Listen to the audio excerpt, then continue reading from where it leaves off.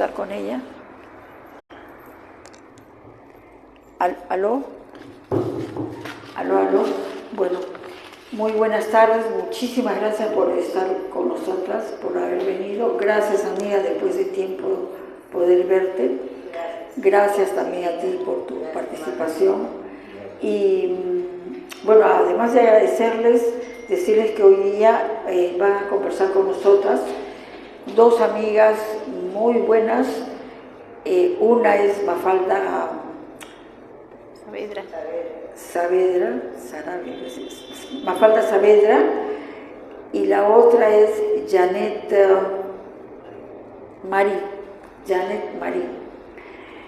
Y Mafalda es una mujer, es una lideresa, ¿no? que ya tiene experiencia desde el 2000 junto contigo.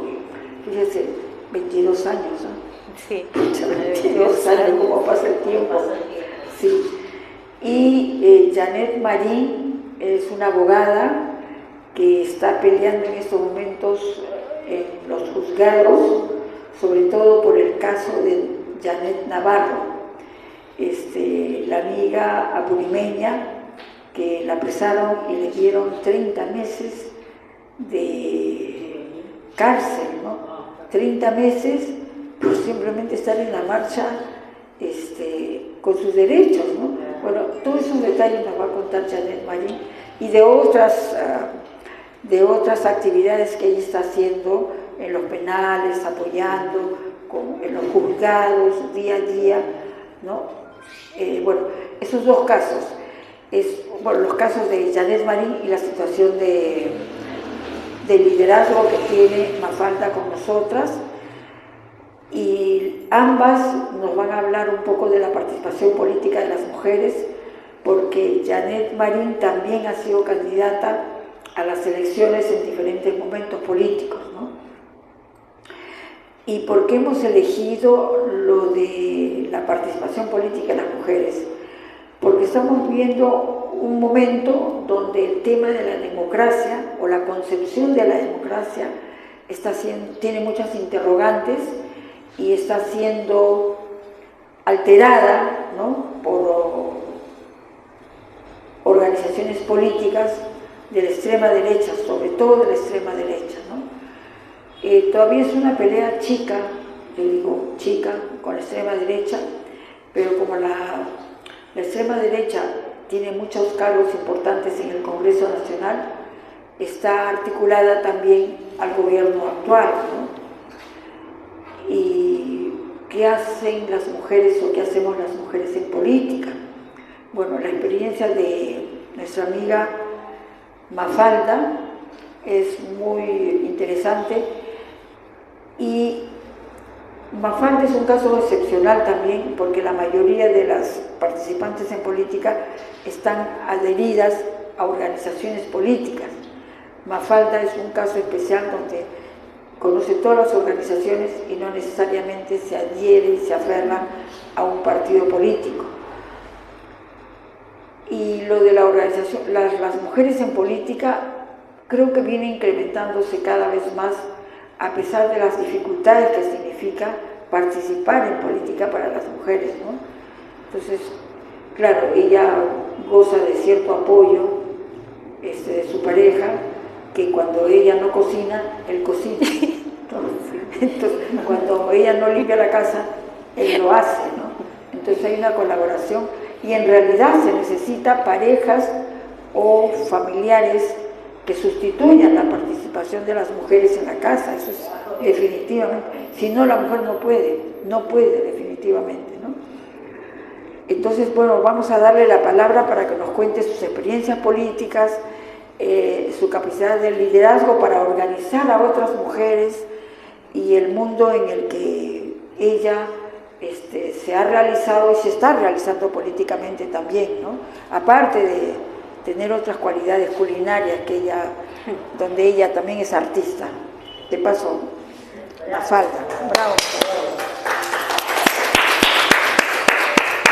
Muchas gracias a la maestra Zoila Hernández, directora de la ONG Mujer y Sociedad. Es para mí un honor estar hoy día acá y agradezco sobre todo la oportunidad que me dan de poder conversar, de poder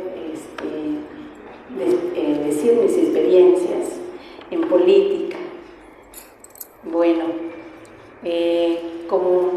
como mamá, como mujer, como hermana, como luchadora social, he crecido en provincia, en la provincia de Sullana, Piura, allá en mi tierra, donde yo nací y crecí.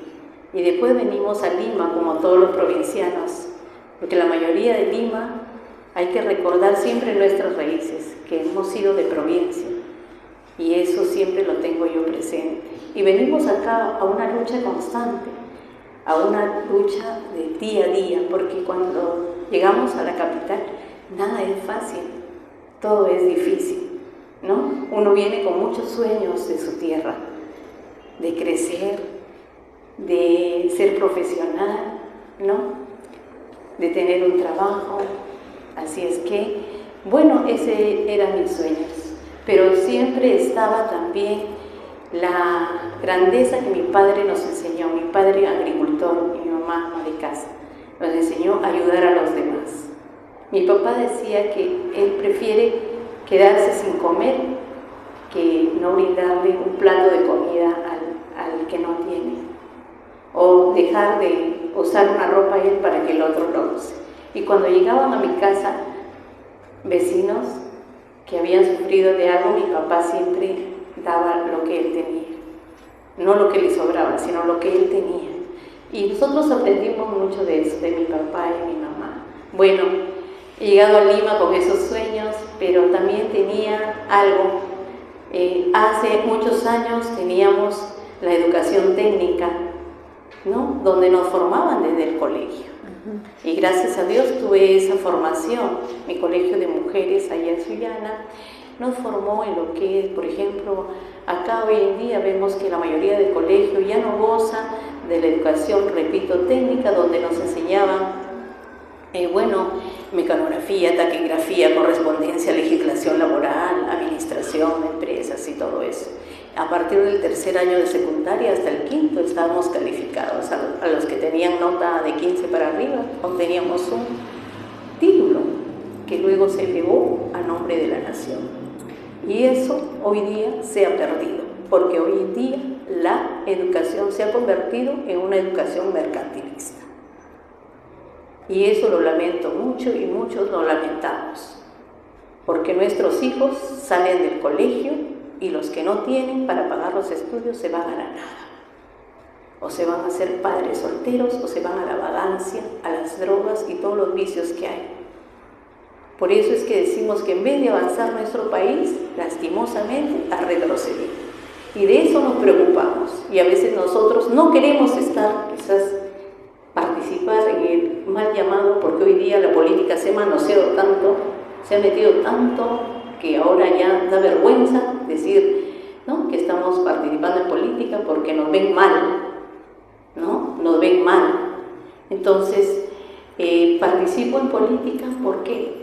He participado en política porque quiero cambiar a mi país, cambiar a nuestras semejantes, a nuestras mujeres. Hay muchas mujeres lideresas anónimas que siempre están haciendo algo por los demás y nadie lo sabe a falta de oportunidades. Muchas mujeres estamos en el anonimato a falta de oportunidades, que hacen mucho más trabajo que las mismas congresistas que hoy día tienen el presupuesto para hacerlo y se van de paseo a cumpleaños, etc. Y ya no sabemos a quién me refiero. Eso es vergonzoso, eso no es política, eso es aprovecharse del poder. Y eso no se quiere en nuestro país. Necesitamos gente comprometida, gente honesta, gente que trabaje por lo demás, que ame a nuestro Perú. Y lamentablemente no lo hay. Pero no podemos seguir quejándonos, sino haciendo. Por eso es que estamos acá. Agradezco nuevamente a nuestra querida Zoila Hernández, que la conozco de hace muchos años, que es una mujer muy trabajadora, que siempre estamos ahí apoyándonos. Siempre le he llevado a los cerros, a las partes altas, ahí hemos ido donde la gente necesita de ayuda, de bastante apoyo. Así es, amigas, y estar en política no es fácil. He tenido experiencias, ya bueno, luego que he estado acá en Lima, he tenido experiencias. Yo entré a la política por ayudar, apoyaba a las parroquias. Por ejemplo, un tiempo que vivía en Chorrillos, llevábamos desayuno a niños que trabajaban en las calles, ¿no? ¿Y por qué me metí ahí en política? Porque, por ejemplo, los candidatos nos prometían, les voy a dar leche o les voy a dar panes, pero ayúdame a capacitar a la gente para que sea, por ejemplo, para que sean personeros, ¿no? Tenía en ese entonces 17 años y ahí empezamos a capacitar. Y ellos, a cambio de eso, nos daban leche y pan para llevar a los niños y para ayudar a los demás. Eso para nosotros significaba bastante y por eso entramos a participar en política en ese entonces. Y más adelante, bueno, pues ya fui conociendo un poco más allá la política, cuáles eran las propuestas, los propósitos de los gobernantes, ¿no? Y bueno, un tiempo estuve capacitándome por Idea Internacional, ¿no? Que escogió a un grupo de mujeres para capacitarnos en política. Y bueno, y ahí nace también el bichito de participar para poder, desde el poder, hacer algo por los demás. Y bueno, y me atreví a participar, he participado como candidata al Congreso, a la alcaldía del distrito de Purusana, ¿no? No habré ganado, pero sí he ganado mucha experiencia y he ganado a las amistades y he visto la realidad in situ, ¿no? Y eso me mueve más todavía. En el camino nos damos cuenta de que lamentablemente hoy día la política se ha manoseado bastante y los líderes políticos hoy en día están disfrazados y lo que han hecho en el transcurso es engañarnos con mentiras, con promesas que al final no se han cumplido, ¿no? Así también en esta experiencia política he podido ver cómo es que a la mujer siempre se le ha discriminado, ¿no? Nos han tenido de su lado a veces para poder llenar una sala, para poder convocar a otras mujeres, pero sin embargo las oportunidades no se daban, ¿no? Entonces ha habido gente también que nos ha dado sí la oportunidad y por eso es que tuve, valga la redundancia, nuevamente de participar en el Congreso, ser candidata y bueno, pues lamentablemente el partido que participé no pudo llegar a la valla y bueno, pues he seguido apoyando a otros grupos que coincidan con la verdadera política que se quiere para nuestro país. Ha habido algunas coincidencias y después también hemos sido decepcionadas, ¿no? Vemos hoy en día que el gobierno, nosotros hubiéramos querido que realmente tengamos una mujer presidenta también, ¿por qué no? Sin embargo, no se dieron las cosas, no ha habido una candidata que cumpla con lo que el país quiere. Hemos tenido la candidata de toda la vida, ¿no? La señora K, que ya sabemos, ¿no? Y lamentablemente no hemos tenido a una mujer que nos represente, a una peruana luchadora, que nos represente a nuestro país, que se faje por el país y que ame a las provincias, porque no solamente uno se debe querer y querer al entorno, sino a las provincias. Nuestro Perú son todas las regiones, son todas las provincias, son todas las razas, donde no haya discriminación. Y es lo que queremos para nuestro país. Mira cómo la política se ha manoseado, cómo vemos a nuestras hermanas que han sido atropelladas en todo su derecho. Hermanas que les han matado a sus familiares. Yo la verdad que me asombro, siento vergüenza ajena. Tener hoy día a una mujer como presidenta y tener 60 muertos.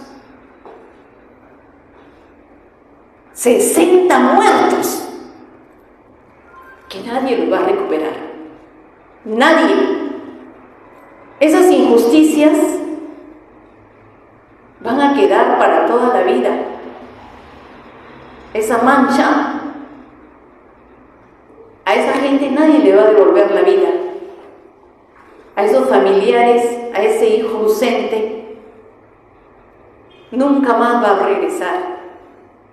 Esos jóvenes que llegaron a Lima a defender nuestro país, que sí, ¿cómo que Puno no es el Perú? El Perú nació serrano, dice una canción antigua, ¿no? Allá en las alturas. El Perú es Puno y todos los departamentos, Ayacucho, Cusco, Puno, Huancavelica. Todo es el Perú, Piura, todo es el Perú. Eso es doloroso y eso es muy lamentable.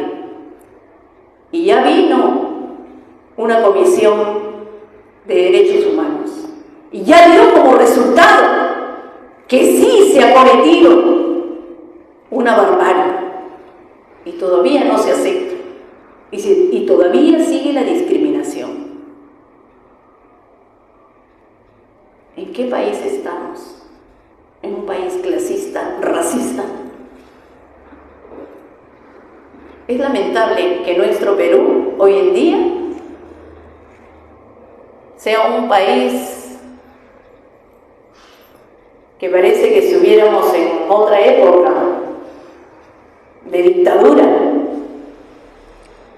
Hay mucha gente que ha sido atropellada, vulnerada de sus derechos. Mire cómo atacaron a la universidad, a la uni, a las jóvenes, a las señoritas, a nuestros hermanos, cómo los tiraron a que se arrastren al piso. En la San Marcos, perdón, en la San Marcos, porque eso no lo pudieron hacer en la uni. ¿Cómo hemos visto que nuestros hermanos policías por unas monedas han hecho caso a los superiores y no ha habido uno que se levante? ¿Por qué? Esa es la dictadura. Somos seres humanos, somos hermanos peruanos. A eso hemos llegado. Gracias, Zoila, por la reflexión que nos da la oportunidad de decirlo. Es lamentable, pero no nos vamos a quedar así. Seguimos trabajando duro por nuestras semejantes. Vamos a continuar haciéndolo y ojalá que el gobierno abra las puertas de la comunicación sincera, sin racismos, sin clasismo, sin discriminación a nadie, ni por raza ni por nada. Gracias. ¿Algunas preguntas pendientes? ¿Puedes decirnos cómo te formaste políticamente? Ese es uno. ¿Qué discriminaciones o qué apoyos has tenido cuando has ingresado a participar políticamente? ¿Cuáles han sido las dificultades, si es que han habido? ¿Y cuál es tu perspectiva políticamente? Gracias, Aida. Bueno, apoyo casi uno nunca tiene porque no eres conocida o porque realmente no te invitan los canales de televisión ni nada. Tienen que ser recomendados para eso, ¿no? Gracias que hoy en día existen las redes sociales y desde nuestras redes sociales podemos expresarnos, ¿no? O dar el mensaje a la población. Pero los canales de televisión normalmente no te invitan. Raras veces. Pero los partidos. Los partidos políticos, bueno, sí, el partido político Renacimiento Unido Nacional me dio la oportunidad de participar, ¿no? Lamentablemente no cumplió con la valla, participé ahí como el número 6. Y bueno, pues el líder del partido se enfermó, estuvo con COVID no se llegó a pasar la valla, ¿no? Bueno, ¿cuáles son los planes que tengo para adelante? Seguir trabajando duro por nuestras semejantes. Siempre me gustó participar en el Congreso, ¿no? Ser candidata al Congreso para poder ayudar a nuestros semejantes, a mis hermanos piuranos, a todos en realidad, porque necesitamos, más allá del conocimiento, tener la fortaleza de amar a nuestro país y en el camino nos vamos dando cuenta de que un representante, un congresista, en realidad el verdadero congresista ni siquiera necesitaría de tener un presupuesto para ir a su propio pueblo a hacer reuniones, a eso. No, uno cuando quiere a nuestro país no necesita de eso, ni siquiera de ese presupuesto, lo hace de vocación, ¿no? Y cumple, porque hoy en día vemos que en el Congreso también sacan leyes a su favor. Y eso nosotros me gustaría sacar leyes a favor, pero de nuestra gente, no a favor de ellos. Mire, nadie se da cuenta y todos se quedan calladitos. El Congreso no se da cuenta hoy en día cómo es que ellos tienen un presupuesto y hoy en día los precios de la canasta familiar han subido por las nubes, ¿no? Mire el pollo, ¿cuánto está? ¿No? Los huevos, todo es un lujo. Y hay que pisar, hay que subir a los cerros, hay que ir in situ para darse cuenta de cómo nosotros, mientras ellos están que se pelean y todo, nadie habla del costo de la canasta familiar.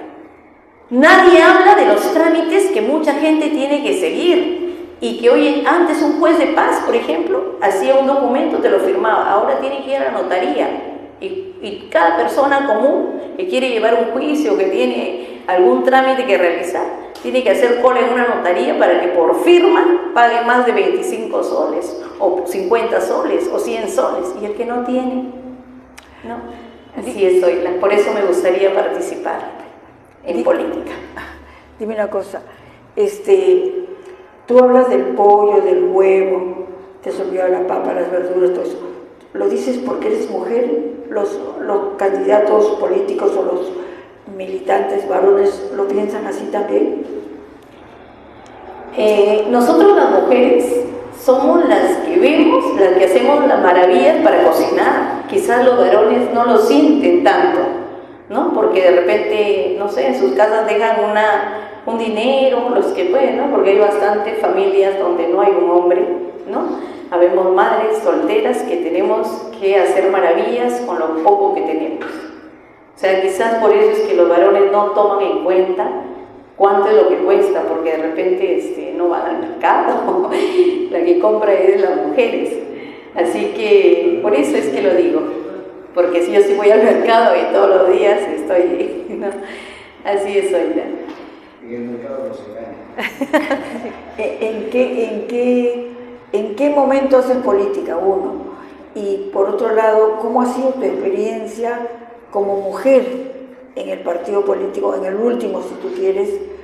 ¿Te apoyaron, te impulsaron o te pusieron solamente para rellenar? Para rellenar, como se dice entre comillas, ¿no? ¿Cómo fue? O sea, bueno, tú eres una mujer que vive intensamente cada momento, ¿no? Amas intensamente, haces tus cosas intensamente, etcétera, etcétera. ¿Cómo con esa intensidad has podido dialogar con los varones que hacen política? O sea, que participan permanentemente en política. Sí, gracias, Zoila. Cuando he participado en política, bueno, me han, los líderes políticos, mayormente te piden también una cuota, ¿no? O sea, uno es por el tema de género, ¿no? Hombre y mujer, ¿no? El intercalado que hay ahí. Y obligatoriamente necesitan mujeres. Y de repente, bueno, también para estar dentro de las 10 primeras siempre te piden también una cuota fuerte de dinero, ¿no? Yo no la he tenido. Me la he ganado, me dijeron, te la has ganado. Porque yo no podía dar pues 10.000, 15.000, 20.000, lo que te piden los partidos políticos, ¿no? Para que a mí me den, por ejemplo, en ese entonces el número 6, fue bastante difícil. Pero bueno, lo importante es que gracias a la persona que me tomó en cuenta, porque dijo que le gustaba de la forma en que había hecho mi trabajo político y bueno, me iba a poner ahí dentro de las 10 candidatas. Sí. Y con respecto a la última pregunta, ¿cuál? O sea, ¿cómo son los hombres en política en Ya. relación a las mujeres? Porque tú tienes la experiencia. Sí, bueno, los varones, como vuelvo a decir, sí, los varones en política, siempre nos han llamado a las mujeres a participar, pero después ellos son los que quieren definir, ¿no? Quiénes son los que van, quiénes son los que participan, ¿no? Pero siempre nos llaman a las mujeres para allá, vengan chicas, vamos a coordinar, vamos a hacer esto, pero al final ellos quieren tomar la decisión, y eso era lo más gracioso, y yo he sido de las personas que me he puesto de pie y he dicho, no, usted no conoce la situación de nosotras las mujeres, por eso sí es importante que nosotros tengamos voz y voto, y a veces cuando ellos han querido reunirse, puros varones, la verdad es que he sido una de las primeras en levantar la voz para participar más mujeres o igualdad. Así que eso es lo que me ha pasado con los varones. Pero sí hay buenos políticos, buenas amistades que hemos hecho en política, ¿no? Y también otros que lamentablemente ya uno lo va conociendo como son, que a uno nos usan, ¿no? Solamente para poder ellos llegar al poder y a nosotros ahí tenernos, y ya cuando llegan al poder también te desconocen, ¿no? Así es, Zoila. Bueno, la lucha de las mujeres ha sido muy fuerte desde 1956. Las primeras candidatas han sido 9 mujeres en 1956 de los diferentes partidos, de la APRA, Acción Popular, que en esos tiempos estaba, y de otros partidos. No ha habido ninguna mujer de izquierda en ese entonces, sí, han habido 2 mujeres de izquierda. Y después ha ido aumentando de 9 a 10, a 15, hasta llegar en estos momentos a 50. Son 50 mujeres las que participan en política, o en el Congreso concretamente, y el número de mujeres participantes políticamente en los partidos, hasta la fecha, un aprox es 460.000 mujeres, ¿no?, inscritas en grupos, en los mismos partidos políticos. Pero hay una cosa bien interesante, es que la lucha de las mujeres, y hay que reconocer también la lucha de los movimientos feministas en Lima, en Perú, ha hecho avanzar la posición de las mujeres, y es gracias a esta lucha de las mujeres, de las cada vez más conscientes mujeres que estaban en los partidos y que lograban entrar al Congreso, es que se peleó también por la paridad y por la paridad y la alternancia. La paridad y la alternancia fue arrastrado desde la época de Uno Toledo, luego Alan García, y ya se sintió fuerte en la época de Humala, ¿no? Hasta que después ya con Vizcarra se dio el referéndum para ver si se aceptaba la constituyente o no, y al mismo tiempo sobre la paridad y la alternancia de género, que muchos partidos de derecha no aceptaban. Los de izquierda tampoco aceptaban, porque los hombres quieren estar siempre en política, no las mujeres. Entonces, a partir de las elecciones, estas elecciones han ganado 50 mujeres, y 70% de ellas son de provincias, solo un 30% son de Lima, generalmente son de Renovación Popular y Avanza País. Inclusive en Fuerza Popular hay más provincianas que limeñas, y luego la mayoría es de provincia, uno que otro partido tiene de Lima. Por ejemplo, de Lima, Perú Libre solo tiene una que es de Huaral, y todas las demás son provincianas, ¿no? Y esa lucha de la paridad y alternancia, yo creo que es producto también de todos los pleitos que hay al interior de los partidos, y que nuestra amiga no ha querido contar cómo son esos pleitos, pero tú sí lo has vivido también, ¿no? ¿no? Y bueno, es gracias a la pelea de la paridad y alternancia es que los partidos no pueden esconder ahora a las mujeres como cualquier cosa, porque es obligado que haya un hombre y una mujer, o una mujer y un hombre, hasta donde pueda llegar. En este último congreso, las listas de los partidos han llegado hasta las 40 mujeres, un hombre, una mujer, un hombre, hasta llegar al 40. Del 40 para adelante no han podido colocar a mujeres porque no había mujeres en los grupos políticos. Entonces, ¿qué se necesita para ir ganando espacio? Que hayan más mujeres, pero también hay dificultades con la situación de las mujeres, ¿no? Porque es cierto, las mujeres por hábito, por costumbre y por también errores de nosotras las mujeres, siempre queremos cocinar, lavar, planchar. Estamos haciendo política y ya estamos planchando, lavando y cocinando. El marido, ¿qué importa que esté ahí parado, aunque sea por gusto? Pero se lava, se plancha y todo lo demás. Se va al Congreso, regresa a su casa, plancha, cocina, distribuye la comida para la semana y todo lo demás. El hombre no hace eso. O sea, las mujeres tenemos que romper con la vida cotidiana. Sí. Tenemos que buscar exigir colaboración en los hombres. Yo no sé cuánto lo has exigido a tu pata, pero si es que no se exige, en serio, porque si no, mira, y por otro... Tiene que ser compartido. Claro, tiene que ser compartido, pero las mujeres tenemos que hacer el esfuerzo, porque las mujeres, como el hombre no lo sabe, ya, ¿qué importa? No lo hagas tú, yo lo hago, ¿no?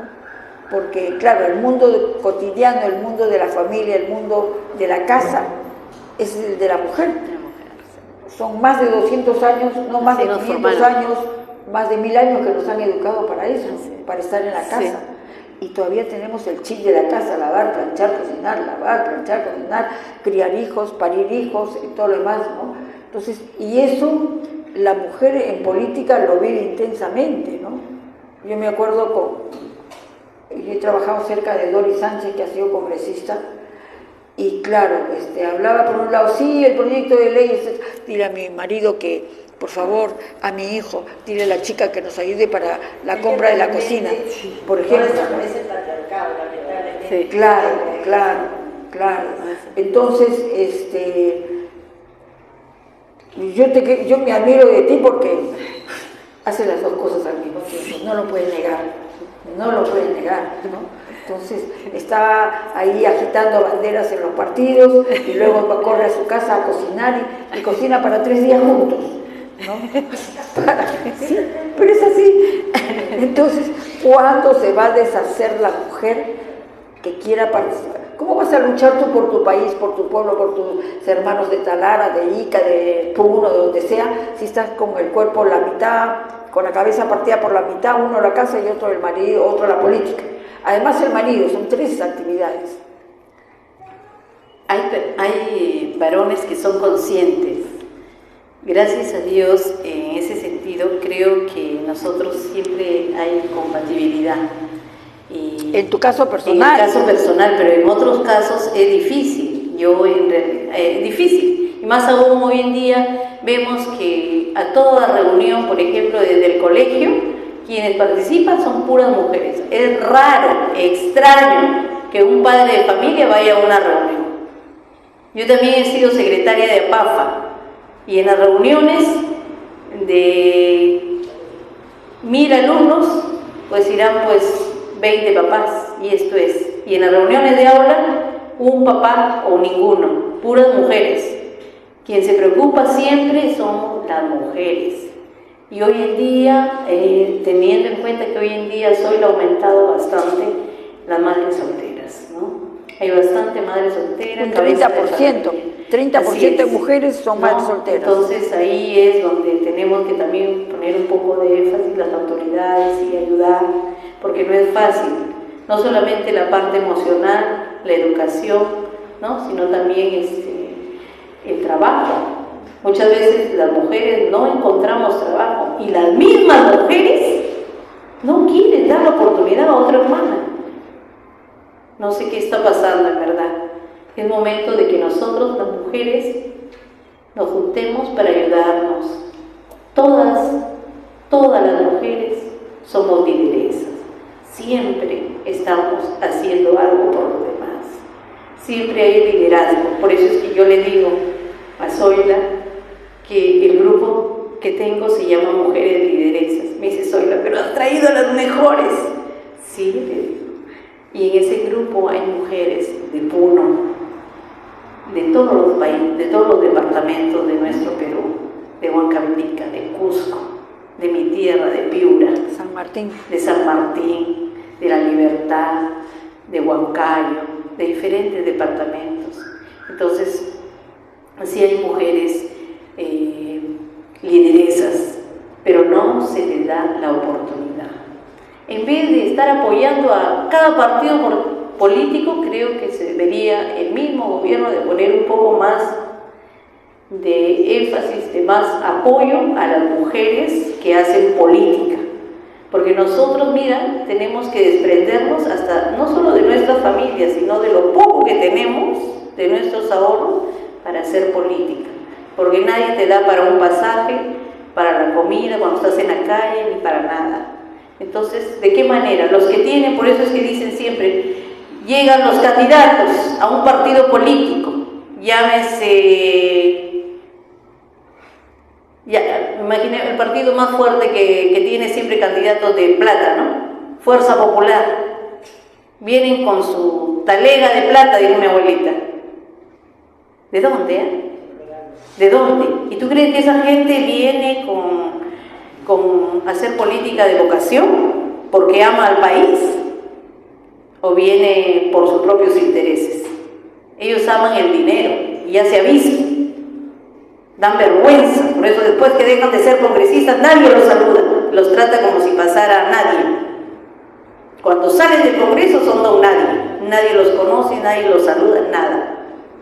Eso, en verdad estamos, en el fondo de todo, las mujeres lideresas estamos indignadas de ver tanta podredumbre, tanta corrupción que afecta a todos nuestros hermanos del Perú.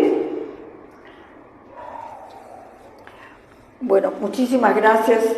Ya haremos al final una rueda de preguntas, pero si tienen preguntas sobre el tema, tú que estás concernida, ¿tienes alguna pregunta? Tú, ya. Pásale. Ay, por acá creo. Sí, gracias. Ya, ahí. Le agradecemos muchísimo la reflexión, es muy importante. Pero también quisiéramos un poquito tomar en cuenta de que mucho tiene que ver con nuestras raíces ancestrales. Mucho tiene que ver con nuestras raíces ancestrales. Para nosotros estamos peleando de mantener nuestro legado milenario, nuestra cultura milenaria neoamazónica. Para nosotros es lo normal compartir entre la pareja. Es una forma natural. No puede estar la compañía ni atrás ni adelante. Es compañera de lucha. Comprobado con Tupac Amaru, comprobado con Tupac Katari, que cuando lo toman prisionero a Tupac Katari, ¿quién asume? ¿Quién asume el director rebelde? La esposa. Va a morir así. El problema es que este bendito sistema nos ha inyectado, nos ha ensuciado la mente con un sistema educativo que nos ha hecho creer a todo el mundo que el macho tiene que ser macho y la señora tiene que dedicarse pues, a lo que tiene que casarse. Y creo que tenemos ejemplos desde Europa. La pelea, creo, de los derechos de las mujeres viene desde allí, cuando en mismo Europa se supone, en plena época de los grandes ilustrados, en el proceso de la Revolución Francesa, las mujeres no tienen derecho a una participación democrática. Cuando en nuestro romanticismo, eso era una realidad. Entonces, ¿no le parece que sería momento de articular y un poquito, no tanto como que solamente tomamos en cuenta como una especie de moda que se está poniendo a nivel planetario en donde las mujeres tenemos derecho? Yo creo que en el Perú tiene su particularidad. Y decir Perú, incluso para nosotros, es pequeño. porque lo que realmente lo nuestro es el gran Tahuantinsuyo, y el Tahuantinsuyo es más que el Perú. Es una lástima que en el proceso de independencia nos han terminado de pedir más, de hacernos pedazos, ¿no? Bolivia, Ecuador, Colombia, parte de Chile, Argentina, etc. Otro, también me parece, de que no hay una cultura política. Hay una tremenda mayoría política en todos los partidos, porque la gran mayoría de los candidatos no son producto de una escuela, de una preparación, ni menos haberlos puesto en prueba para que pongan el pecho en las luchas por el pueblo. No veo a ningún candidato en una lucha que hemos tenido, como el sábado de la región 1. ¿Cuántos nos apoyamos en esa lucha en el aeropuerto, donde nos asesinaron? ¿Cuántos candidatos vinieron con nosotros? Pero ahorita se están cortando las manos para ver a qué partido entran y cuánto de plata ponen, porque hay nuevas elecciones y verán que ellos son los que van a ser grandes candidatos, los que van a querer hablar por nosotros. Y nosotros no seremos gran cosa, ¿no? Ni bola nos darán si quisiéramos postular. ¿Por qué? Porque para ser candidato de un partido que tiene jade hay que tener plata y buenos dólares.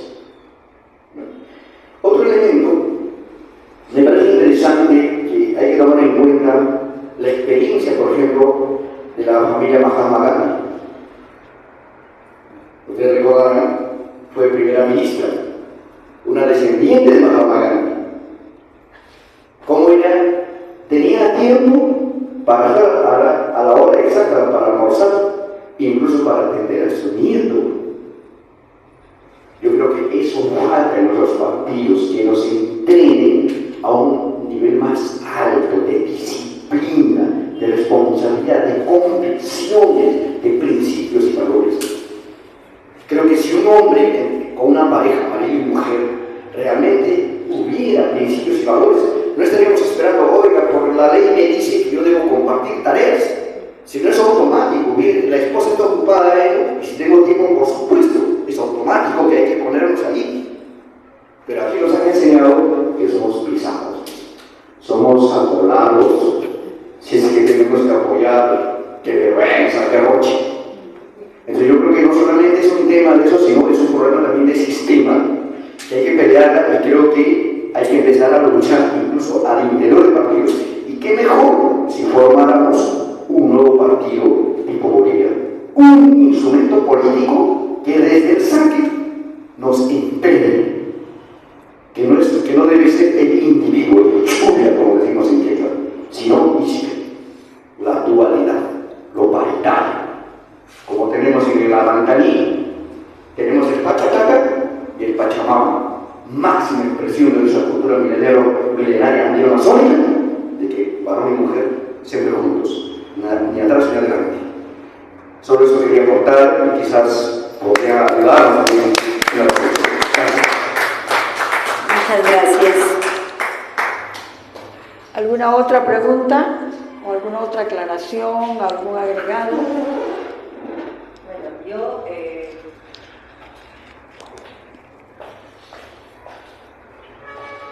buenas tardes a todos. Gracias, Solita, por la invitación, a ti también, Mafi. Todos conocemos tu labor social, el gran amor que tienes por nuestro país, por la gente vulnerable.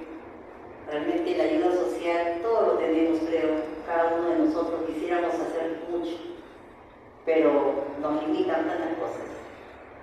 Hay buenos deseos, pero las acciones no podemos quizás tomarlas como deseamos.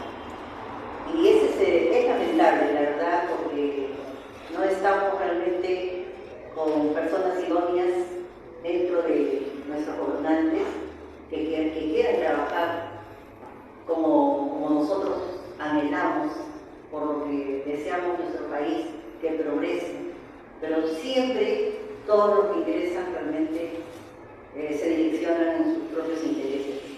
Entonces quizás eso es difícil de cambiar. Estamos hablando de otros temas también del machismo, que ese patriarcado viene de mucho, bueno, de muchos siglos atrás. Y lamentablemente en algunos casos no ha cambiado, pero yo quiero decirles de que, bueno, escucho de que no se puede compartir a veces las labores, pero yo tengo 4 hijos varones.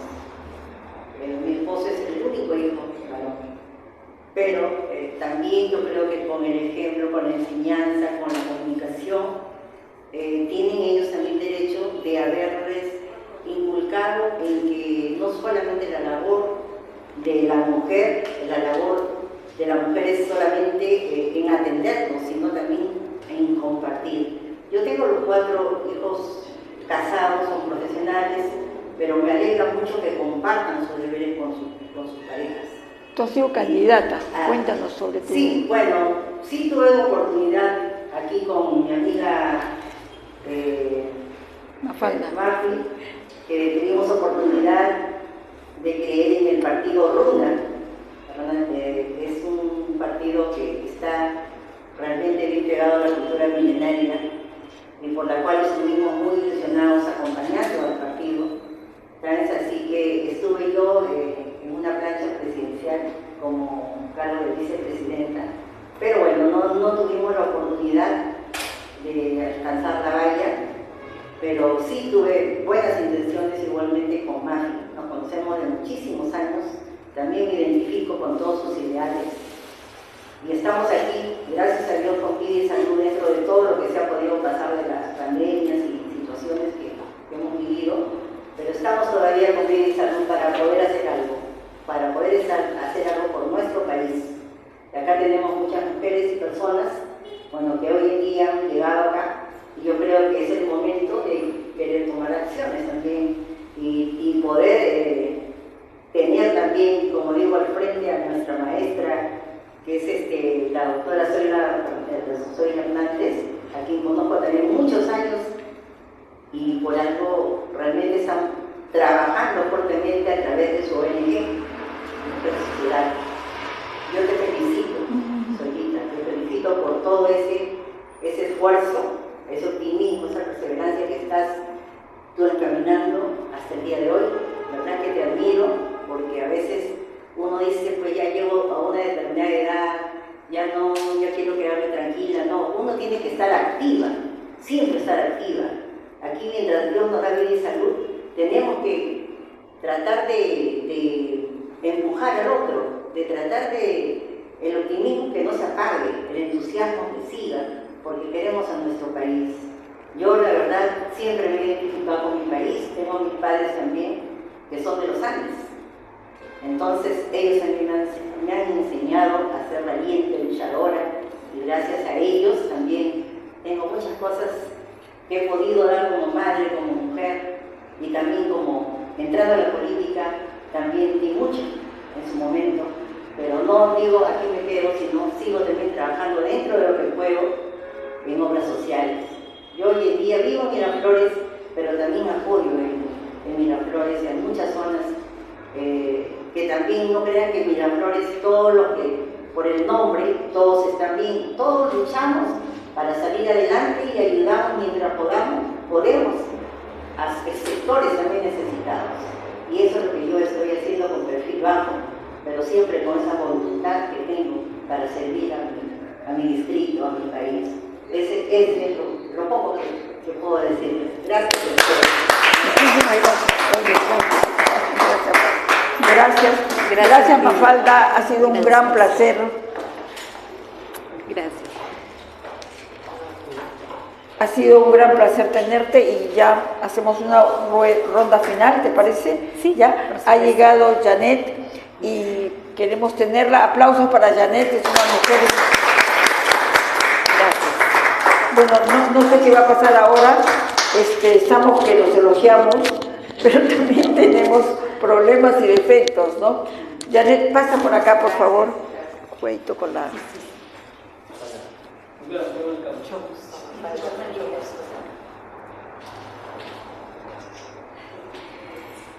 Janet Marín es abogada, es militante también en política, ¿no? Y Janet, ponte por acá esta cosita. ¿Sí? Sí, es un clip para que la voz se te escuche más nítidamente. Estamos grabando, dicho sea de paso, a través de Facebook Live, que también va a ir en YouTube, y les vamos a pasar los links de acuerdo a las direcciones que ustedes nos han mandado. Bueno, también estamos en redes, se va a difundir, porque es importante que ayudemos a reflexionar a todas las mujeres y a los varones también sobre la participación política de las mujeres, que es importante y es innegable que las mujeres estén en todos los momentos políticos, porque ahorita no tenemos elecciones, probablemente sea mañana, y los partidos van a comenzar a buscar a mujeres, a buscar sus posiciones y ubicarlas ahí donde cada mujer se va a plantar y decir, no, yo quiero el 1 o el 2, no menos. Bueno, le damos la palabra a Janet. Ella ha venido a contarnos el proceso jurídico en el que están muchos de los compañeros y compañeras que han sido detenidos por la policía en las movilizaciones, pero sobre todo a contarnos en la situación en la que se encuentra Janet Navarro, la mujer joven de Apurímac, que fue apresada en una movilización y injustamente, o sea, sin derecho, contraviniendo todas las normas legales, ha sido detenida, pero sobre todo ha sido juzgada para estar en la cárcel 30 meses. 30 meses es, bueno, es el descaro de la jueza, porque es una jueza la que ha determinado esta situación. Le damos la palabra a Janet. Muchas gracias, Saidita, muchísimas gracias, de verdad. Con Saidita nos conocemos serán unos 10 días, cuando compartimos un espacio donde me invitaron en conjunto con otras mujeres que realmente eran las protagonistas de este proceso de lucha que se ha señalado, que lo remarca con tanto énfasis Zoila, porque tiene un compromiso. Desde que nos conocimos yo lo detecté, conversamos unos minutos las dos a solas. Efectivamente, mi nombre es Janet Marín, soy abogada. He venido llevando la defensa legal de muchos hermanos que han sido arbitrariamente detenidos desde el 2 de enero hasta la actualidad. Y uno de esos casos emblemáticos es el caso de Janet Navarro, mujer.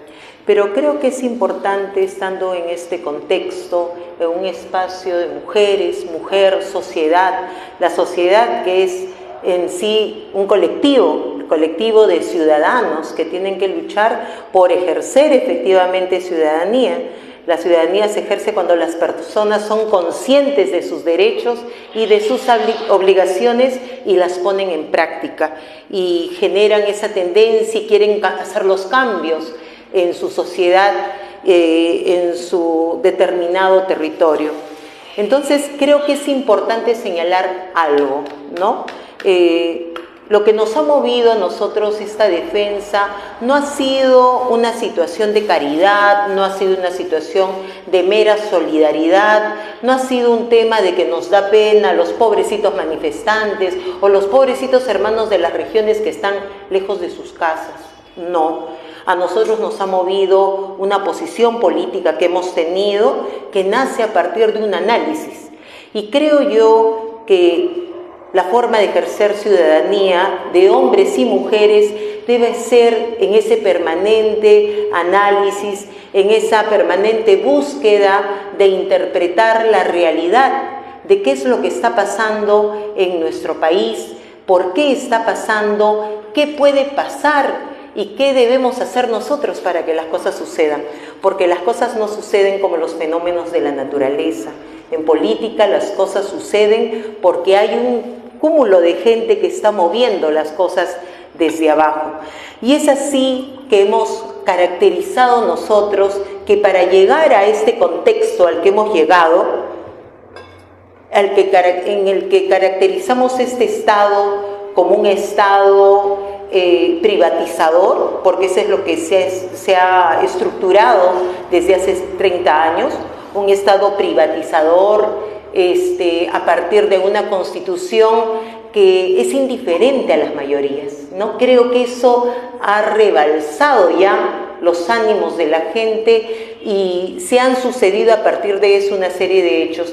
Pero este Estado, para llegar a ser venimos de 200 años de república, empezamos con un Estado postcolonial que el hermano lo ha desarrollado, lo ha interpretado bastante bien, donde los rasgos del colonialismo están presentes hasta en los nombres de nuestras principales avenidas y nuestras principales plazas. Entonces, la estructura del Estado como tal y los poderes que se han instalado con esa república son los rezagos de ese colonialismo. Entonces, la primera estructura, diríamos, se instaló en esta república con ese Estado postcolonial, luego se instaló un Estado aristocrático, un Estado oligárquico, y con la llegada, para resumir, de Velasco Alvarado en el 69, se instaló un Estado desarrollista a partir de la industrialización, que trajo mejoras contundentes y categóricas y que fueron avaladas por el sentir popular, y por eso que Velasco Alvarado fue el presidente más popular hasta ese momento, querido y tan querido que tuvo que llegar un Morales Bermúdez y mentir y decir que iba a ser la segunda fase de la revolución para que sea recibido, porque si no en ese momento podía darse una guerra civil. Así de contundente era la figura de Velasco Alvarado. Pero obviamente hubo resistencias y esas resistencias estuvieron encarnadas en la figura de Morales Bermúdez, que tuvo que derrocarlo. Fue un derrocamiento finalmente lo que se hizo. A partir de ello es que para derrocar a Morales Bermúdez sucede esa gran huelga el gran paro del 77, ayúdenme, sí, del 77, y es a partir de ahí que se genera la Constitución del 79, con la que se cristaliza, se positiviza, así hablamos los abogados, en la Constitución todo lo que Velasco Alvarado había hecho de facto, en la práctica, sin tener una Constitución que le ampare. Finalmente, después de la llegada de Velasco, se suceden todos los presidentes que hemos venido conociendo, ¿no? Belaúnde, Alan García, llegamos a Fujimori en los 90, y a partir de ahí, ¿qué hemos tenido? Como dijimos al inicio, la instalación de una reestructuración de ese primer Estado que mencionamos, postcolonial, la reestructuración en un Estado privatizador, que pensó y que ahora con esta movilización lo que se ha querido es impedir la perpetuidad de esos contratos leyes abusivos y que representan y encarnan el sentir, el contenido privatizador de esta forma, de esta estructura. Y es eso lo que ha querido romper. Las 25 regiones se han movilizado para eso. ¿Y se han movilizado a partir de qué?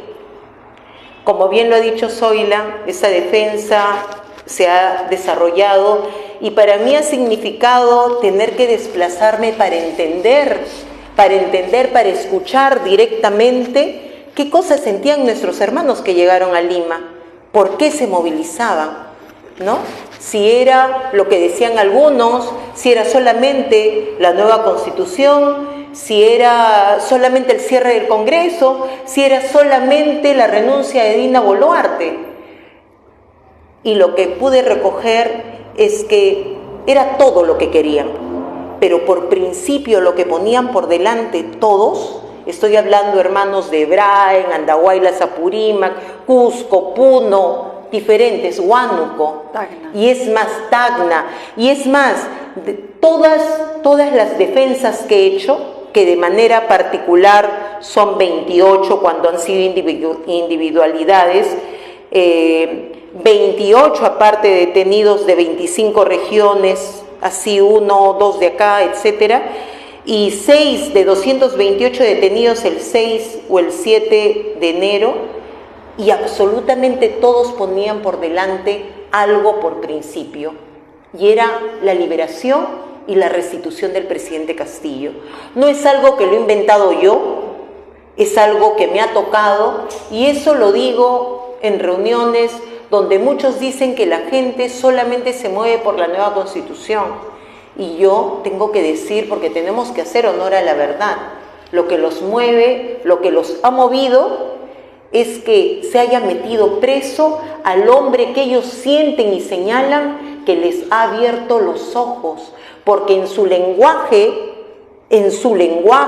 y sintiéndose de tú a tú, de igual a igual, les ha hecho entender toda la riqueza que tenemos en el país y que no justifica que este país siga siendo primario exportador y no se retorne a esa industrialización que señalamos que se tuvo en esa reestructuración del Estado con Velasco Alvarado.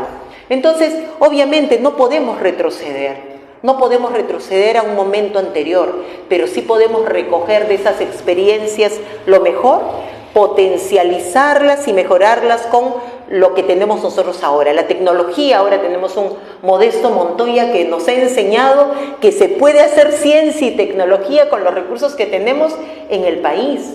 Entonces, creo que es importante para mí decir esto como precedente, porque, repito lo que dije al inicio, en lo particular a mí no me ha movido un sentimiento de pena y de mera solidaridad. Sí hay solidaridad, pero es a partir de un entendimiento político, de una posición política que tengo, donde yo siento que esta persona que ha sido detenida hoy día pude haber sido yo si no hubiera estado en esta ubicación de asesora legal, de abogada.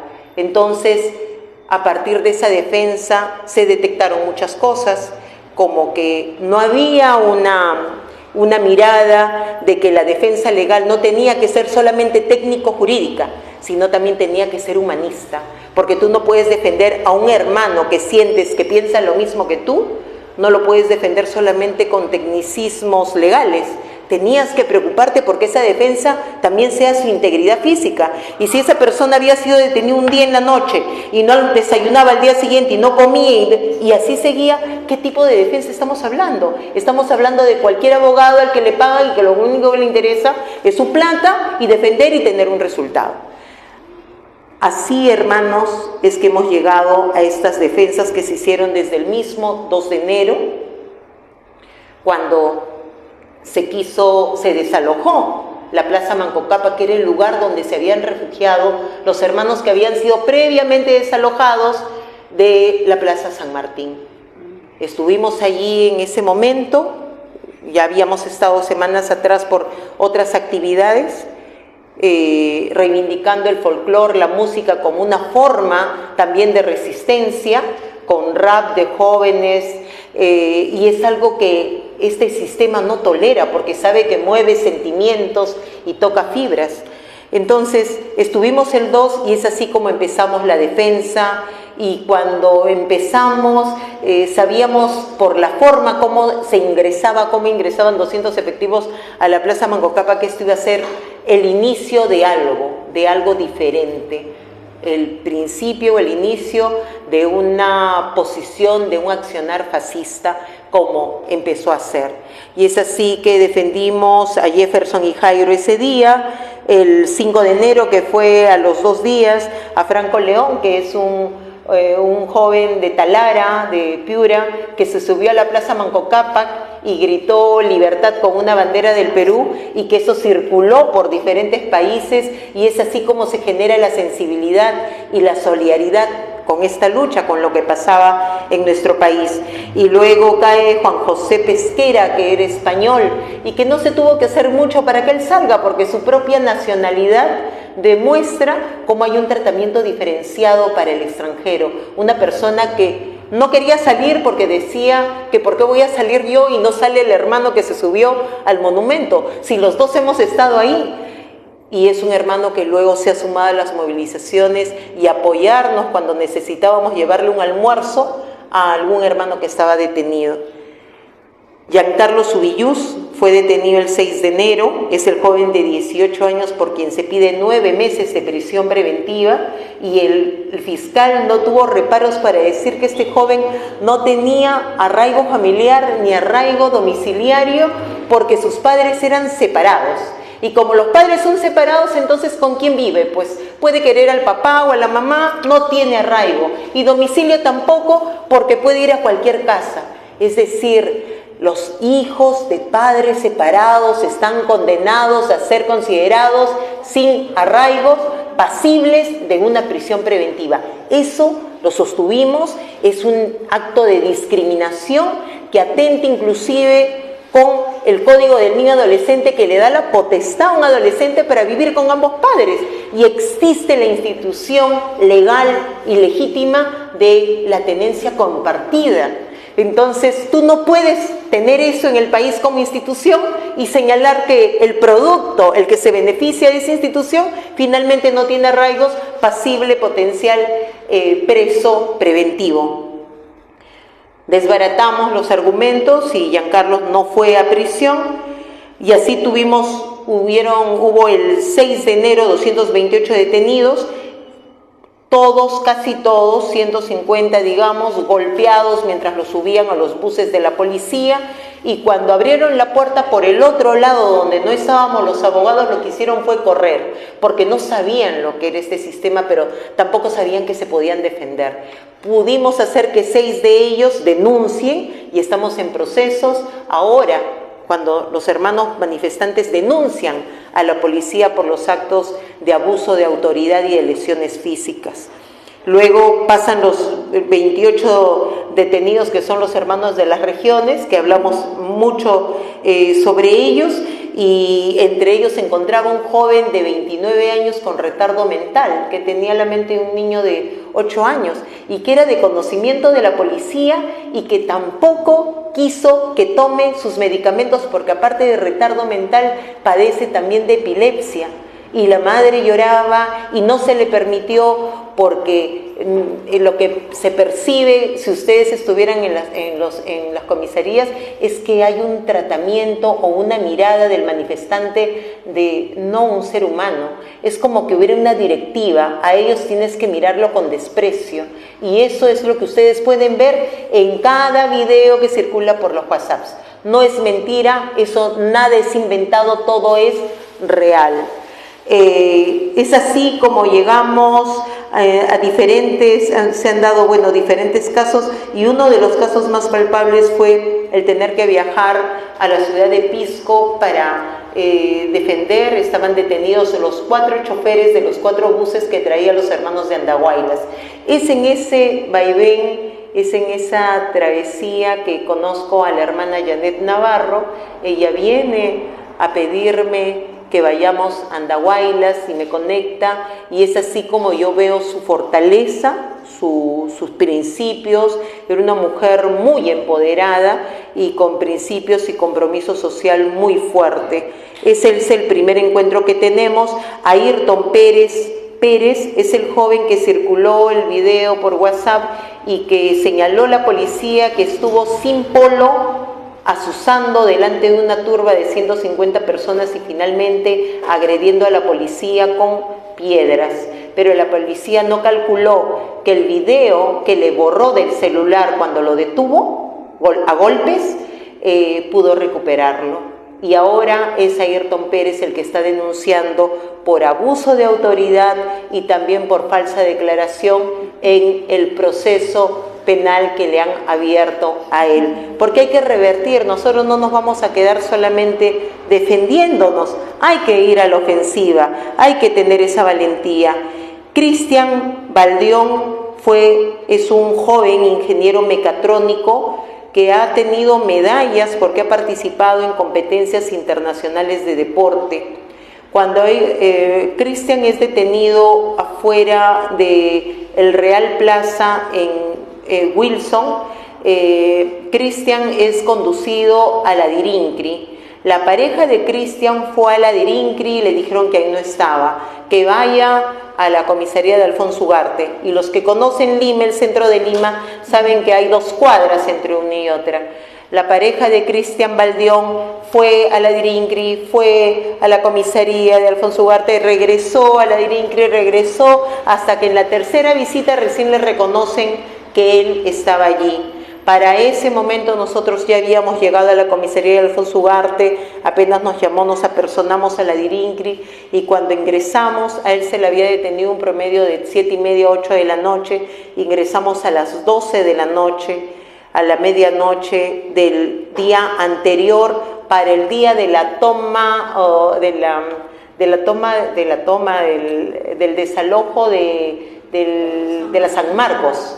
De la San Marcos, el 21 fue el desalojo de la San Marcos, el 20 fue lo que le pasó a Cristian Baldión y Cristian estaba con la pierna, tenía un músculo inflamado, sobresalía sobre su buzo desde la parte del costado de la cadera hasta casi la rodilla, era todo un músculo inflamado, un ojo no lo podía abrir, no podía caminar, cojeaba y a él le pusieron una cadena, un cincel, una llave inglesa y un martillo que le habían encontrado y le obligaron a firmar el acta de intervención. Cuando nosotros llegamos, cesaron los actos de hostilización, pero no ha sido fácil, que vieron al abogado y que inmediatamente cambiaron, no, ha sido una pelea dentro, ha sido una amenaza que se ha tenido que hacer, se ha tenido que simular en ese momento llamadas con congresistas y de filmaciones y decir que en este momento ya salió el video en vivo y que en este momento están viniendo los congresistas acá, porque tú tienes que acudir a todo, a veces puede ser verdad, pero a veces no, y ellos no lo saben, ¿no? Entonces,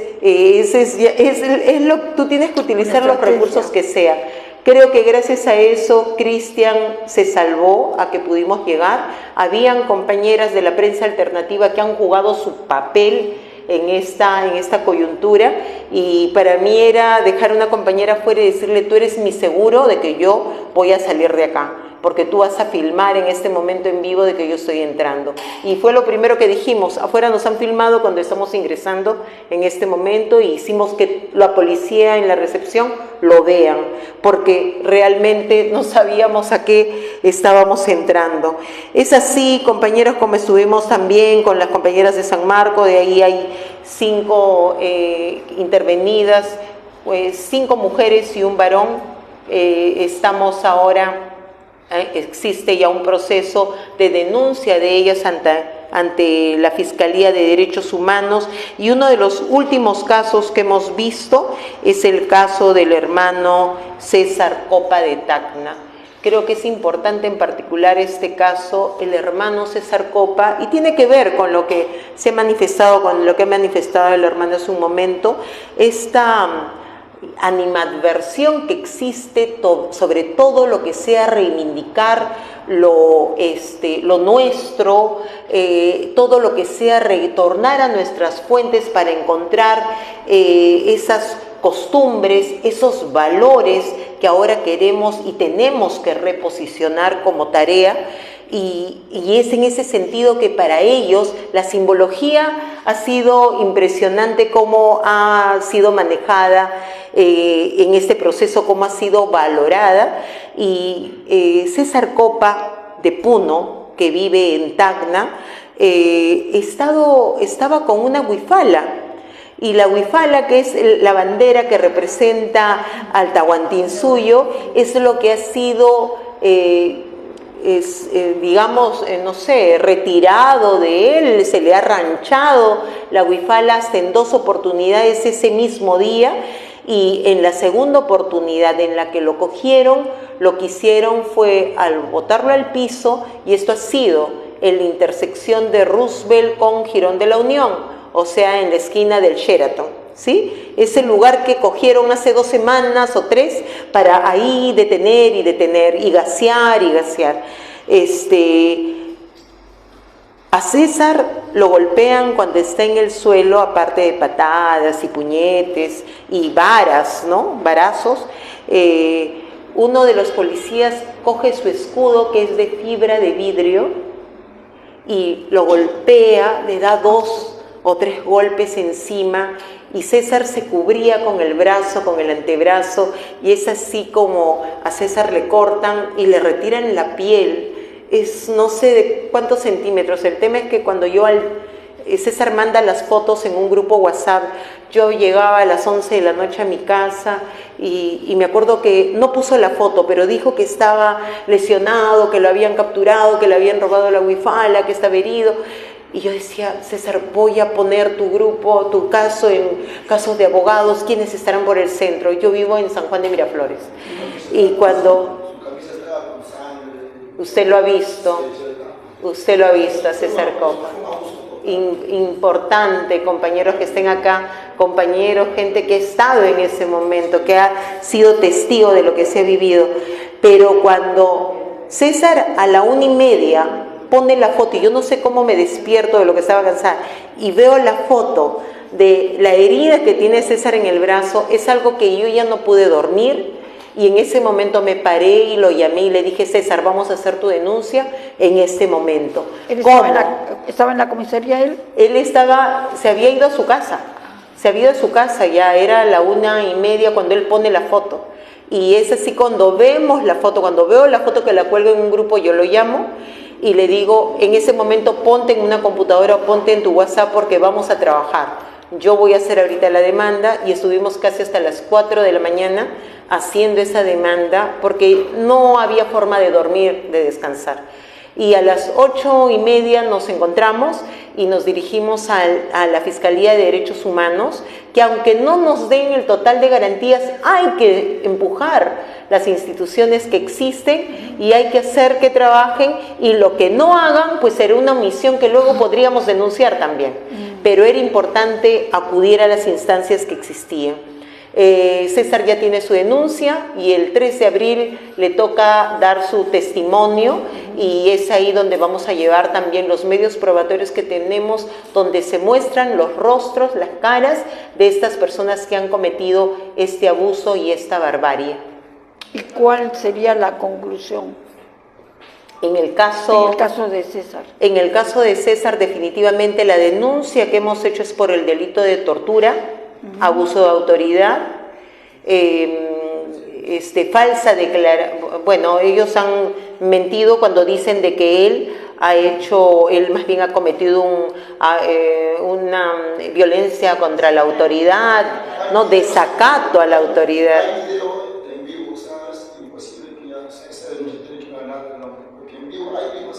Y vamos a necesitar a los testigos que estén en ese momento y todos los demás registros que hayan quedado del WhatsApp. Los WhatsApps, hermanos, y eso es algo que comentábamos desde el primer día que estuvimos en la Plaza Manco Cápac y filmamos todo el proceder del coronel Barzola, me olvido del apellido de este señor, digámoslo así, que dirigía el operativo de desalojo de la Plaza Manco Cápac, y que como nadie le hacía caso porque no se atrevían a patear ollas de comida, él mismo lo hizo. Los que estuvieron en la Plaza Lozada, él mismo pateó con sus manos y los empujaba a los subalternos para que lo hagan, los empujaba los empujaba para todos lados porque nadie podía hacerlo, tenían vergüenza, pero él lo hizo, ¿no? Como gran líder. Ese ha sido, digamos, el proceso que se ha seguido en la defensa.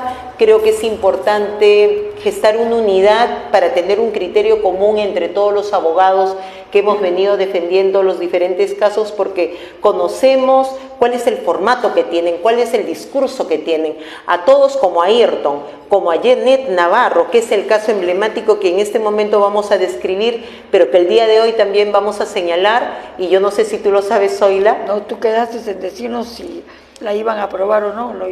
Hoy día Janet Navarro ha salido en libertad a las 5 de la tarde. A las 5 de la tarde, compañeros. Nosotros estábamos pidiendo a la señora fiscal de la Nación. Permíteme. No, con mi compañero, buenas noches, una voz, no creo que siempre estamos ahí gastando la voz, pero igual no nos cansamos. Hemos ido a pedir la tesis de la señora fiscal de la Nación, a lo cual hay una tesis, se la digo el Huayco, y no sabemos qué ha pasado realmente, ¿no? Prácticamente fiscal que realmente merece. Y ahí justamente nos dieron la noticia que la hermana salió en libertad, ¿no? Y yo me siento bien contento, ¿no? Pero quiero, aparte, a ustedes, ¿no? Me presento, soy Julio, me llamo Julio Caicedo, soy de Tacna, ¿no? Quiero a ustedes que me ayuden una parte, me regalen un minuto, porque realmente necesito el apoyo de todas las personas, de verdad. ¿Por qué? Porque miren, a mí ya me han involucrado en un caso de cuando se murieron los soldados, ¿no? Bueno, su mayor lo ha mandado directamente a cruzar un río donde no sabe si en ese río había huecos, cómo cruzar ese río, que encima lo han mandado con su equipo, ¿no? Por ropa que pesa, a lo cual los soldados han fallecido, ¿verdad? Han muerto, ¿no? En el río de grave. Hermanos, yo he denunciado por mi medio de TikTok al diario Gestión del grupo del comercio de la familia minorizada, ¿verdad? Han puesto mi foto haciendo pensar que yo estaba en Ilave ese día tirando como una piedra o algo así, a lo cual yo he desmentido eso. ¿Por qué me están haciendo eso? Es una persecución. Me quieren hacer daño, yo he denunciado eso. Una difamación. ¿Por qué me entiendan vosotros? Yo he denunciado públicamente eso, no lo he hecho legal. ¿Por qué? Porque da un poco de miedo que me hagan daño a mí. Me da miedo meterme con esas personas supuestamente que me pueden hacer daño a mí, a mi familia. Me han puesto esa foto, haciendo pensar que yo estaba en Ilave, pero yo tengo pruebas de TikTok que estaba aquí luchando, defendiendo a las mamitas. Yo me siento indignado, cualquier cosa que me pase, ya recibo amenazas, ¿no? Recibo amenazas de los mandantes, así. ¿Por qué? Porque personas como yo tenemos a luchar prácticamente, pacíficamente, pero si yo veo que a una mamita, como muchas de nuestras mamitas de Puno, yo tengo sangre mala, yo soy de Tacna, pero tengo sangre puneña por mis papás, les pegan feo. A mí una mamita la otra vez con el brazo torcido, ¿se acuerdan, no? Ayer yo me salto de las rejas y voy, me los enfrento a los policías, pero así, ¿no? O sea, a defenderla.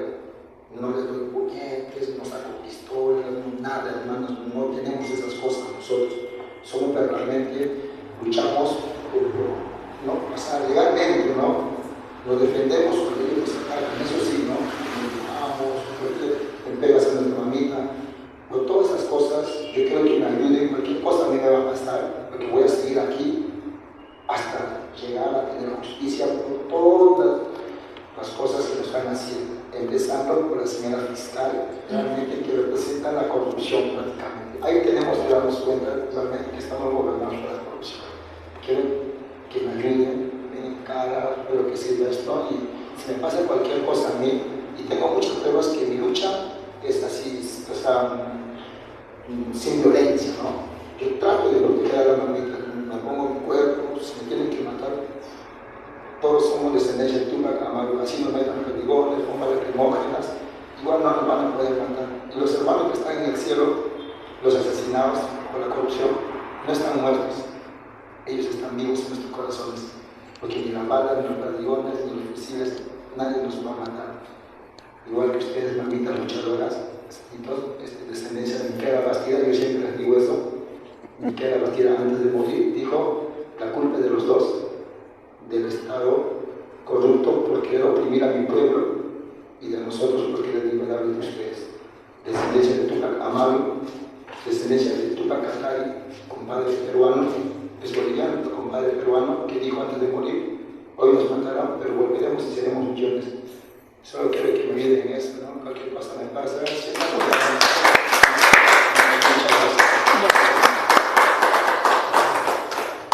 Gracias, Zoila, gracias al hermano, su intervención, su testimonio es importante, y es eso, lo que dijimos hace un momento es cierto. Los hermanos, cada uno de nosotros, con esta herramienta, que no la tengo acá y la tengo en la cartera, pero que todos lo tienen casi en la mano, el celular, se ha convertido en la gran herramienta que tenemos para difundir la verdad.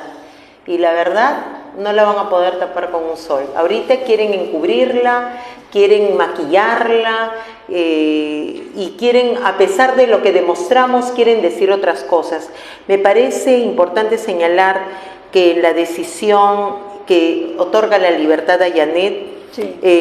Hay que señalar dos cosas o dos extremos de la decisión de la Quinta Sala Penal. Que no, en cuanto a los fundados y graves elementos y los arraigos, llamados arraigos, en cuanto a los arraigos, ha reconocido que Yanet efectivamente, como lo sostuvimos, Yanet tenía todos los arraigos, siempre lo tuvo familia, tuvo domicilio y tenía un trabajo en el que estaba en proceso de acceder y que, como miles de profesores docentes contratados, estaba en ese proceso, no podía firmar el documento, es más, porque estaba presa, claro, pero ya había salido inclusive su resolución en medio de las audiencias, en medio de todas estas diligencias de prisión preventiva. Entonces, reconoció los arraigos de Yanet, pero solamente ha dicho que la Fiscalía ha sido o es subjetiva cuando señala que perdió los arraigos porque viajó. Pero ¿puedes aclarar un poco por qué cosas entró presa Yanet, para que se entienda un poco qué cosa era lo que le faltaba, qué cosa le dijo la jueza que la condenó? Exacto. La juez interviene a Yanet Navarro cuando estaba en las inmediaciones del aeropuerto, señalando que ella había cometido el delito de disturbios y el delito de organización criminal. Organización criminal porque era parte de una mafia, de una red, de una organización que estaba ocasionando todos los desmanes, entre comillas, en todo el país y que lesionaba gente, que causaba daño a la propiedad y que ella era la causante de todo porque era parte integrante. Primero dijo que era financista de esta organización, pero en el transcurso, en el desarrollo de las diligencias, señaló que era la intermediaria de los financistas. Entonces son dos delitos que le imputaban a Yanet, el delito menor de 6 a 8 años en cuanto a las penas, el delito de disturbios, y el delito de organización criminal sí tiene algo de 30 años me parece. Entonces fueron dos delitos por el que le procesaron, pero en la decisión de la juez ella detecta que en cuanto al delito de organización criminal no ha sabido la Fiscalía sostener ni siquiera los elementos mínimos normativos que se necesitan para señalar la posibilidad de un delito de organización criminal. Entonces, no habían 3 personas procesadas, no había un tiempo exactamente donde supuestamente se había gestado la organización criminal, no había cuál era la función exacta que cumplía la señora Yanet Navarro, no había una ubicación en la estructura que tenía que ver con una especie de organigrama. ¿Dónde está ella ubicada? ¿Arriba, abajo, en el medio? No había eso. Y mucho menos dijo que inclusive la finalidad de esta organización criminal, el objetivo criminal era la libertad y la restitución de Pedro Castillo, cuando sabemos que ese es un argumento y un deseo que legítimamente puede tener cualquier peruano, nos guste a algunos o no nos guste, es legítimo, porque eso no es un crimen, ¿no es cierto? Crimen es lavar dinero, es ser narcotraficante, secuestrar para tener dinero, eso es crimen, lo otro no. Entonces, el único delito por el que han impuesto una prisión preventiva a Yanet Navarro ha sido por el delito de disturbios. Y cuando se comete el delito de disturbios, nosotros en derecho penal señalamos que cada delito tiene un verbo rector. ¿Qué es lo que se tiene que hacer o que se hace para que uno pueda decir que se está cometiendo un delito? Y el delito de disturbio tiene 2 verbos rectores. Uno es atentar contra la integridad física de alguien y 2 es dañar la propiedad pública o privada. Son 2 cosas. O sea, haces otras cosas, pues sería otro delito. Pero si tú atentas contra la integridad de alguien o dañas la propiedad, cualquiera de los 2 o los 2, estás cometiendo el delito de disturbios.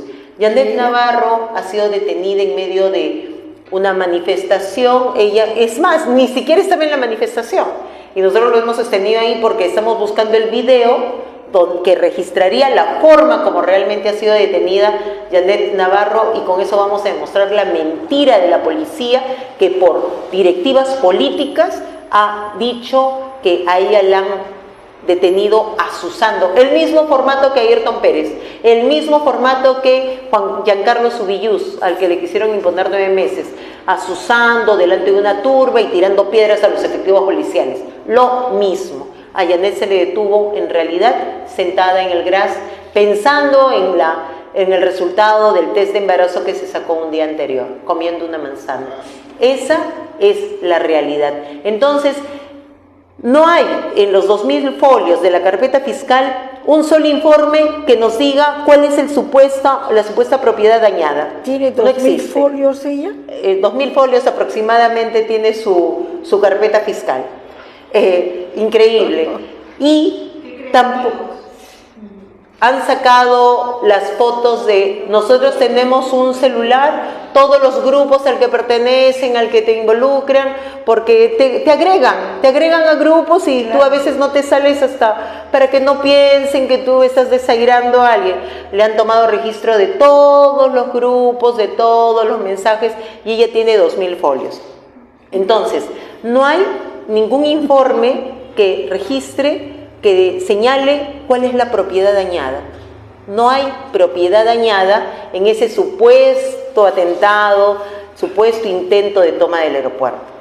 Y la única persona que sale lesionada, entre comillas, porque a los 3 días va a declarar con un rasguñito acá, que cualquiera nos podemos hacer cuando nos rascamos, fue al médico legista 16 horas y media después del supuesto atentado que tuvo, la supuesta agresión.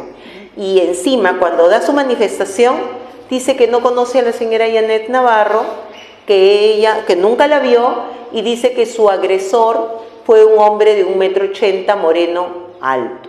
¿Qué tiene que ver eso con la señora Yanet? Nada. Entonces Yanet Navarro no atentó contra la integridad física de nadie y no dañó ninguna propiedad. Sin embargo, la sala ha dicho que sí existen los fundados y graves elementos de convicción que ha dicho la juez, pero no se ha pronunciado sobre 3 cosas que me parece grave. No se ha pronunciado con respecto a la decisión de reconocer a Cirilo Jara, que era su coimputado. A él le reconoció los arraigos familiar y domiciliario porque realmente los tenía. En el caso de Yanet Navarro, dijeron que ella los perdió porque viajó, porque es madre y como madre viajó y dejó sus hijos y dejó su casa. Entonces, ahí Mujer y Sociedad debería tener un pronunciamiento de por qué. Lo hicimos. Qué bueno, Zoila, qué bueno. Porque ¿por qué a una mujer que viaja y decide puede estar manifestándose? Yanet no lo ha negado y tampoco lo ha confirmado, porque ella se ha acogido a su derecho constitucional al silencio, que no puede jugarle ni en contra ni a favor. Es un derecho que ella tiene. Pero a Cirilo no le han dicho que viajó y a él le reconocieron los arraigos desde el principio. En cambio, con Yanet hemos tenido que apelar y Yanet se ha tenido que quedar casi 2 meses en prisión, embarazada, soportando una decisión discriminatoria de la juez mujer, como bien lo ha señalado Zoila, y sin que merezca un pronunciamiento de la sala con respecto a esa diferencia de género. Se ha incurrido en una vulneración al derecho de igualdad, pero la sala no lo ha mencionado. La sala solamente ha dicho que la fiscalía es subjetiva, pero no ha dicho ni siquiera que el juzgado es subjetivo o que la jueza es subjetiva cuando decide. Claro. Entonces se siente una especie como de blindaje a la juez, porque esa decisión para nosotros era muy importante, inclusive hasta para presentar una denuncia por prevaricato, porque acá se ha violado principios legales importantes. Tampoco se ha pronunciado sobre cómo es posible que si este pronunciamiento solamente ha sido por el delito de disturbios, ¿por qué le impone 30 meses? Claro. Sí, la ley, el artículo 272 del Código Procesal Penal, dice que cuando es solo por un delito común, el máximo de prisión preventiva puede ser de 9 meses. Cuando es cuando es un delito de investigación, tiene compleja, un delito complejo, un proceso complejo con varios delitos, entonces puede ser un máximo de 18 meses. Y solo en caso de organización criminal 30. ¿Por qué le impone, 36 meses el máximo? ¿Por qué le impone 30 si acá la misma juez señaló que con respecto a organización criminal no habían elementos normativos ni siquiera y que solamente se estaba circunscribiendo el delito de disturbios? Sobre eso la sala no ha dicho nada. Y finalmente nosotros hemos demostrado, y ustedes deben haberlo visto, y díganme si no han visto el caso de Janet Navarro en Canal 2 o Canal 5, cuando sale que hay una profesora cercana a Castillo y cuando ella está preguntando, está intervenida. ¿Y ese video de dónde salió? Si la policía ha señalado que no filmaron la intervención. Sin embargo, se logra ver en el reportaje que Janet le entregue el DNI a la persona que le está filmando.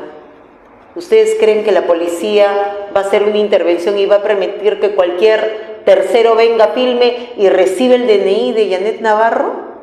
Entonces, pero sin embargo para la juez fueron fundados y graves elementos de convicción, casi como si se pudieran sentenciar con ellos.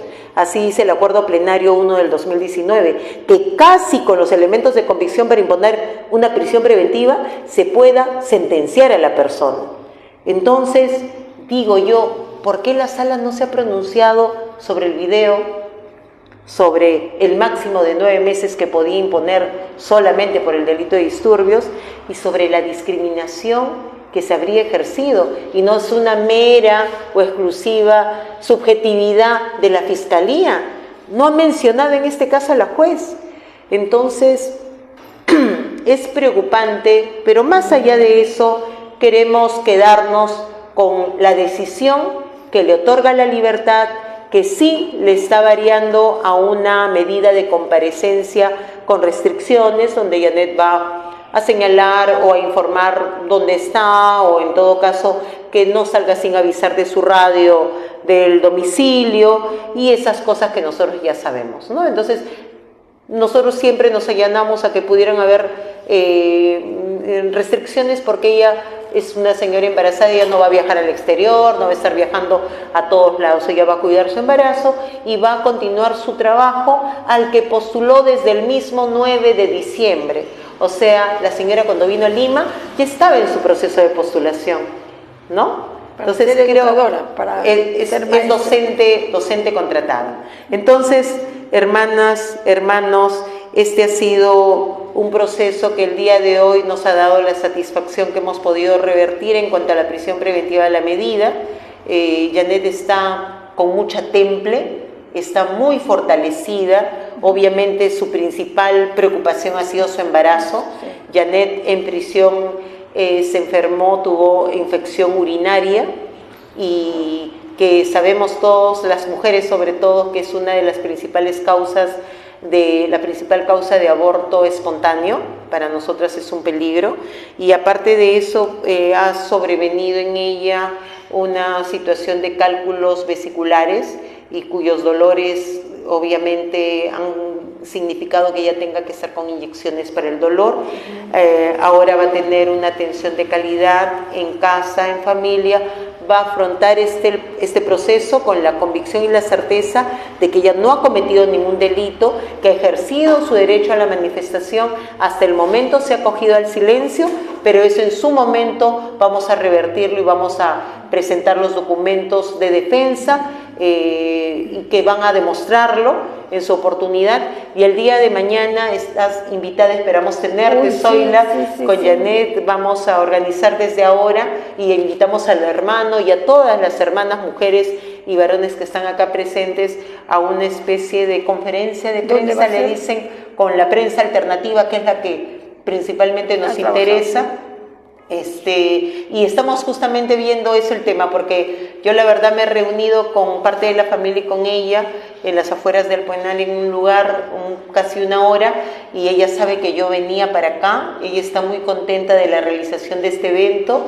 y está ya a compartir con todos y a decir lo que tiene que decir, su verdad, como tiene que ser. Claro, muchísimas gracias.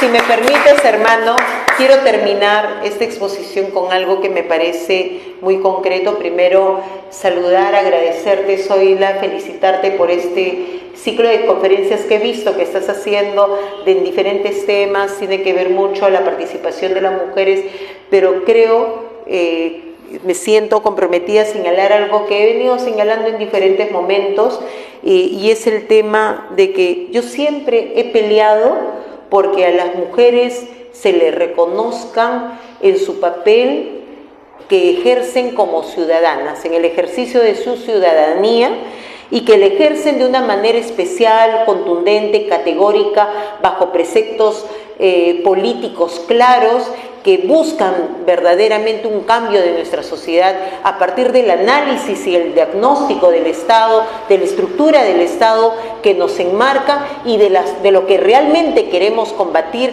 y cómo vamos a revertir, tiene que ver con ese análisis.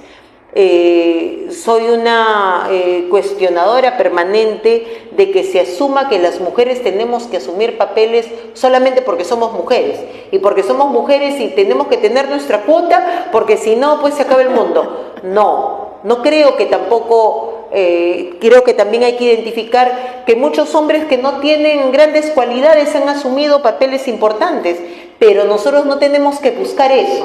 No tenemos que decir, bueno, no importa que no sepamos mucho, ¿no? Igual necesitamos tener papeles igual que los hombres. No nos olvidemos, hermanas, hermanos, que el Congreso que ha tenido mayor número de mujeres, creo que fue el 33%, fue ese Congreso del 2021. Sí. El Congreso del 2021 fue el Congreso que tuvo mayor número, 73 congresistas fujimoristas, y cuántas de las demás que significa y qué significó.